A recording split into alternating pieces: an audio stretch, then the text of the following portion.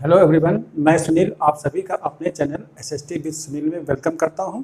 और आज कुछ नया टॉपिक मैं लेकर के आप लोगों के सामने आया हूं। ये टॉपिक नया है, लेकिन ये मामला जो कि वर्तमान में चल रहा है, जो कि करंट में सबसे ज़्यादा देखा जाने वाला और बहुत ही जानकारियों से भरपूर है, वो है यूक्रेन रशिया क्राइसिस। ये आखिर ये संकट क्या है? ठीक है। ये जो मेरी वीडियो होगी, ये शायद 2 की 3 पार्ट में कंप्लीट होगी, तो ये मेरा पार्ट 1 है। ठीक है। और यूक्रेन रशिया क्राइसिस के नाम से है। और लेकिन सभी लोग के मन में होता है, जब मैं कहीं जाता हूँ तो फिर लोग कहते हैं कि सर ये यूक्रेन क्या है, ठीक है, ये रशिया क्या है ना, ये कहाँ पर हैं, क्या कैसे, किस मतलब कि भारत के किस भाग में पड़ते हैं। तो लोगों के अंदर बड़ी जिज्ञासा होती है जानने की। तो इस संकट को जानने से पहले जानना ये जरूरी है कि आखिर में ये देश हैं कहाँ पर, इनकी बेसिक मतलब कि इनके बारे में बेसिक नॉलेज हमको पता होनी चाहिए। तब जाकर के इस संकट को समझने में हमें एक अच्छी जानकारी हमें होगी, तभी हम इसको सही ढंग से जो है समझ पाएंगे कि आखिर ये है क्या। तो आते हैं अपने टॉपिक पर। जैसा कि मैंने ये मैप बना रखा है, आप सभी लोग देख रहे हो, इसको देख लीजिए। ठीक है। इसमें कुछ हिस्सा मैंने यूरोप से लिया है, और जो कि रूस देश है, जिसको रशिया कहते हैं, या यूएसएसआर 1991 तक कहते थे, उसके बाद से इसका नाम रशिया पड़ गया। ठीक है। या रूस भी लोग कहते हैं। तो ये देश ऐसा है जो कि यूरोप महाद्वीप को और एशिया महाद्वीप को जोड़ने का भी काम करता है। इसीलिए इस देश को कहा जाता है ट्रांस कॉन्टिनेंटल जो है कंट्री कहते हैं इसको। ठीक है। क्षेत्रफल में सबसे बड़ा तो है ही है। ठीक है। तो उसमें क्या है, यूरोप और रूस। और ये जो मैंने यहाँ पर डॉट डॉट बना रखा है, ये पूरा का पूरा जो ये रशिया वाला पार्ट है, ये आपका यूरोप कॉन्टिनेंट में आता है। तो ये आपका पूरा यूरोप है, आधा है। अगर यूरोप को हम एग्जैक्टली देखें तो ये यूरोप का जो है ये ईस्टर्न पार्ट है, ये पूर्वी भाग है यूरोप का। ठीक है। और वेस्टर्न वाला पार्ट से हमारा कोई वो मुद्दा तो है नहीं। मुद्दा तो हमारा ये है यूक्रेन और रूस है। ठीक है। तो वो उस भाग में पड़ता है। ये पूर्वी हिस्सा है यूरोप का, वो पश्चिमी हिस्सा है जहां पर ब्रिटेन वगैरह पड़ता है, या जो है फ्रांस पड़ता है, ये सारे देश वहां पर पड़ते हैं, पुर्तगाल पड़ता है। तो हम आज इस पर बात कर रहे हैं। ठीक है। तो सबसे पहले जान लेना ये जरूरी है, जितने भी देश आपको ये दिख रहे हैं, जैसे बेलारूस दिख रहा है, ठीक है, स्लोवाकिया दिख रहा है, हंगरी दिख रहा है, मोल्डोवा दिख रहा है, रोमानिया दिख रहा है, और बाकी यहाँ पर जो देश पड़ते हैं, मैं उनके बारे में भी आप लोग को बताऊंगा। जैसे जो रूस है, कभी ये यूएसएसआर के नाम से जाना जाता था। यूएसएसआर का फुल फॉर्म होता है union of Soviet socialist republics. लिख ले इसको, आप लोग जो है लिख लेंगे रिपब्लिक्स ना, यूएसएसआर। 1917 की जब क्रांति हुई थी, रूसी क्रांति 2 पार्ट में हुई थी, एक 1905 वाली, एक 1917 वाली।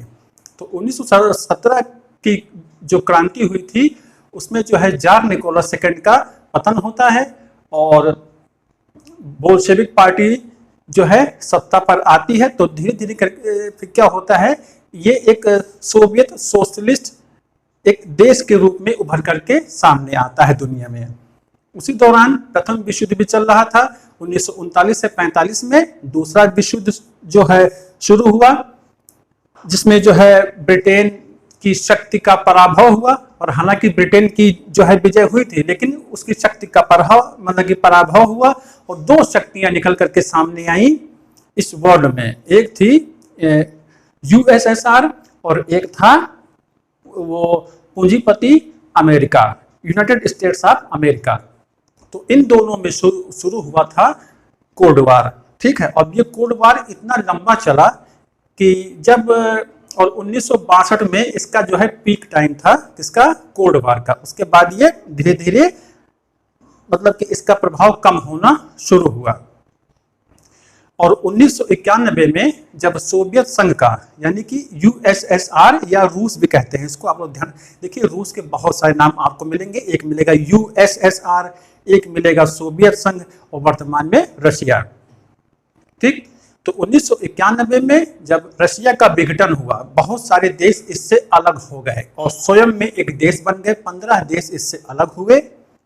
ठीक है, जैसे ये जो मैंने नाम यहां बताए हैं, इसके अलावा यहां पर पड़ता है जॉर्जिया, और यहां पर पड़ता है आर्मेनिया, यहां पड़ता है अजरबैजान, और बाकी कजाकिस्तान। ये पोर्शन यहां मैंने लिख दिया, ये कहां पर कजाकिस्तान आता है, उज्बेकिस्तान आता है, ताजिकिस्तान, मतलब कि ताजिकिस्तान आता है, किर्गिस्तान आता है। तो इस प्रकार से ये सारे देश पहले कभी यूएसएसआर में थे, अब वर्तमान में स्वयं में रूस स्वतंत्र, मतलब कि एक स्वतंत्र इकाई है और ये स्वतंत्र इकाइयां बन गई हैं।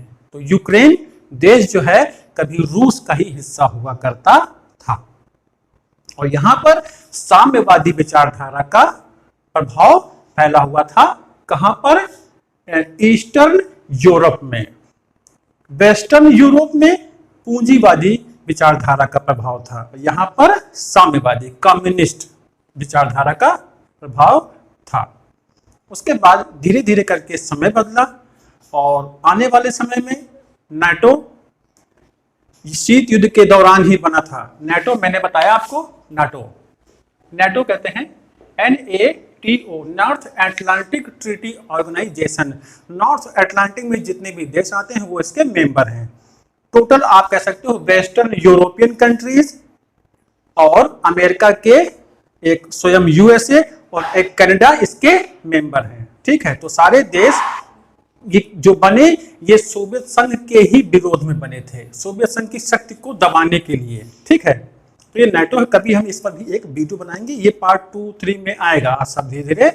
तो उड़ी उड़ाई खबर है, या जैसा कि लोग जानते हैं कि नाटो का मेंबर बनना चाहता था। तो रूस एक शक्तिशाली जो है देश है, सुपर पावर कंट्री है, जो ये नहीं चाहता है कि एक छोटी कंट्री जो है इसको आंख दिखाए या इसके जो है विरोधी खेमे में जाए। तो उस बात से कुछ ये भी मामला बिगड़ा हुआ है, और बहुत सारी चीजें ऐसी हैं जिस पर हम धीरे धीरे चर्चा करेंगे। तो आज हम जानते हैं कि कौन कौन से कंट्रीज इसमें आती हैं, और जो मैंने पिछला बताया उसको नोट आउट जरूर करते रहें। पहले हम यूक्रेन की बात करते हैं। यूक्रेन आपको दिख रहा है, ये जितना भी जेब्रा लाइन टाइप का दिख रहा है आपको, रेड कलर से मैंने घेर रखा है, जहां तक जा रही लाइन ये आपका यूक्रेन कंट्री है। ठीक है, एक नाम पड़ता है चेरनिवी, मतलब कि चेरनिहिव, और ये है जिसका नाम आप लोग वर्तमान में सुन रहे हो खार्किव, ये है खार्किव है, ये है लुगांस्क। ठीक है, ये है क्यू क्या है? यूक्रेन की कैपिटल है, राजधानी है क्यू, और क्यू जो है यूक्रेन का सबसे बड़ा क्या है? शहर है।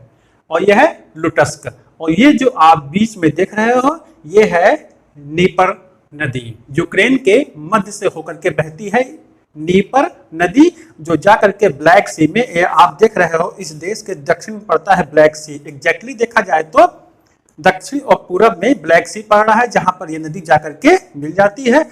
और इसी देश के इस भाग में पड़ता है एजोव सी, AZOV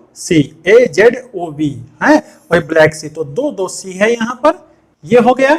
और ये पूरा यूक्रेन का मैप है। छोटी सी जानकारी मैंने यहाँ पर दे रखी है। सोवियत संघ से ये कब स्वतंत्र हुआ ये आप जान लीजिए।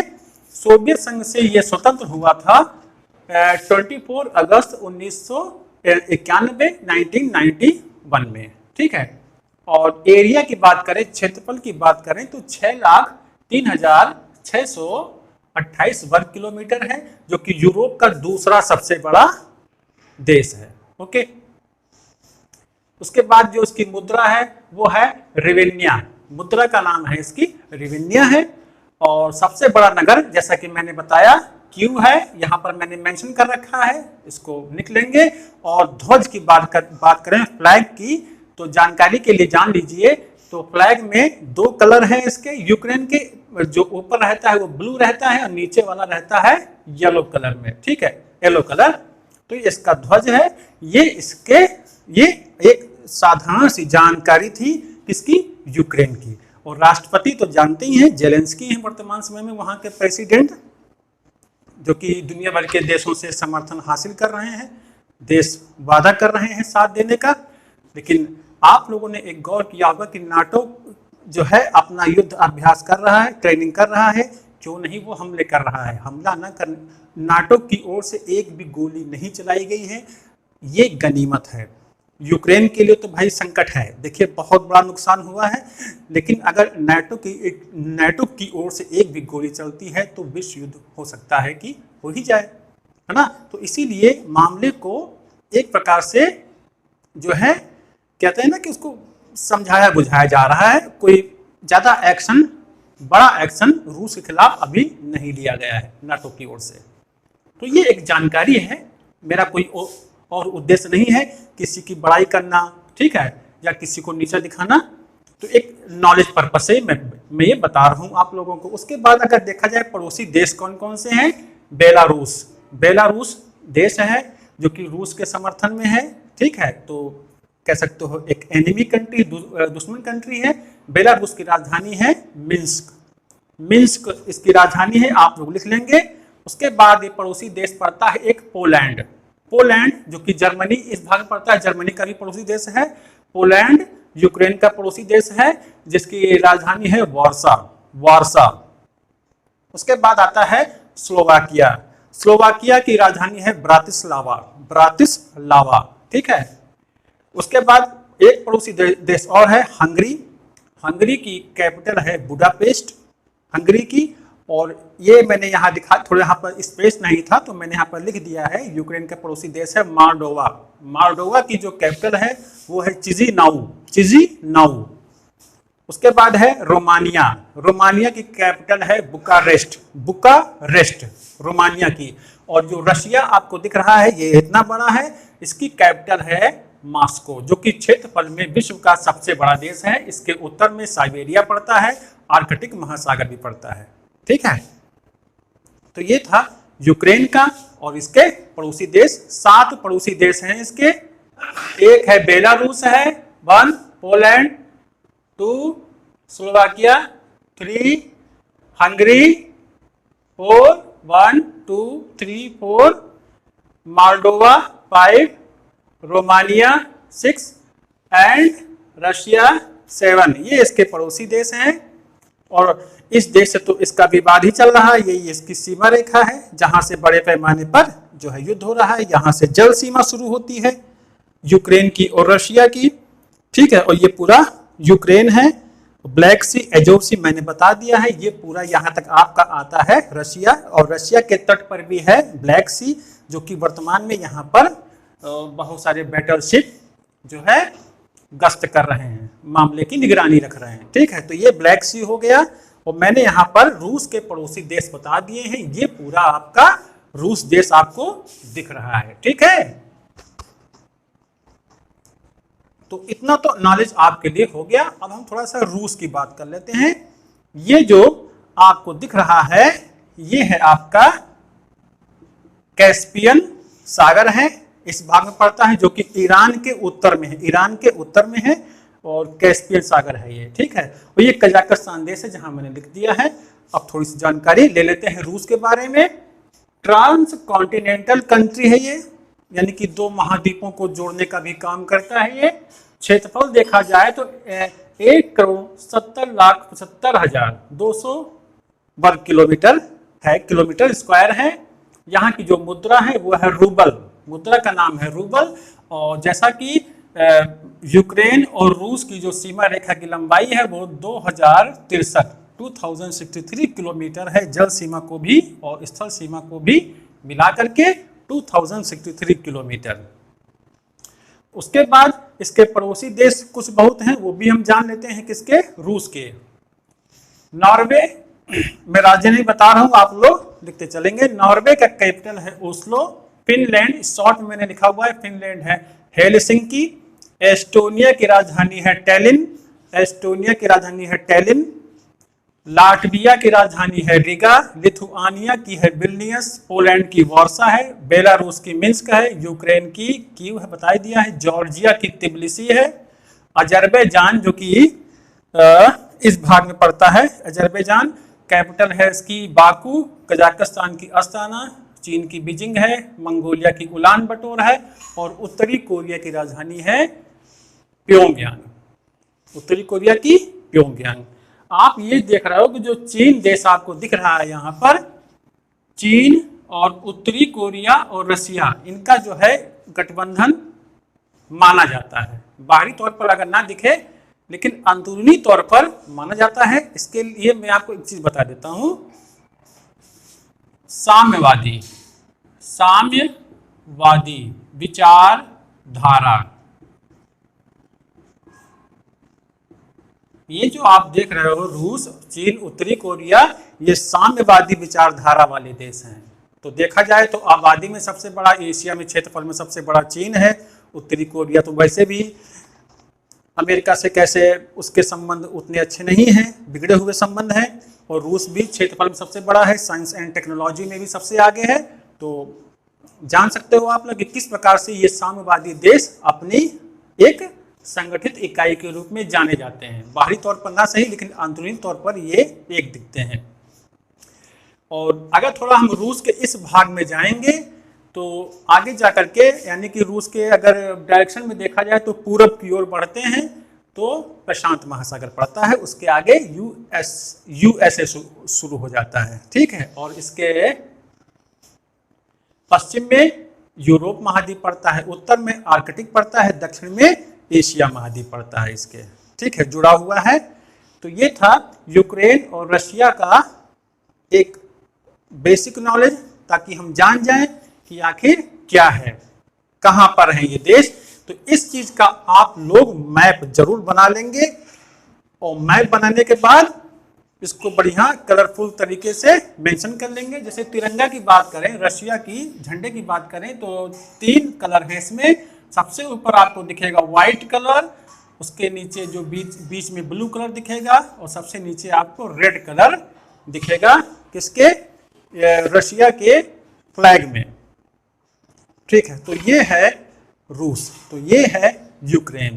तो तुलना में देखा जाए तो कहीं भी नहीं ठहरता है यूक्रेन, क्योंकि लेकिन बहुत दिनों से युद्ध चल ही रहा है। किस प्रकार से इसने जो है झोंका आड़ रखा है, ये भी एक काबिले तारीफ है यूक्रेन के लिए, ठीक है।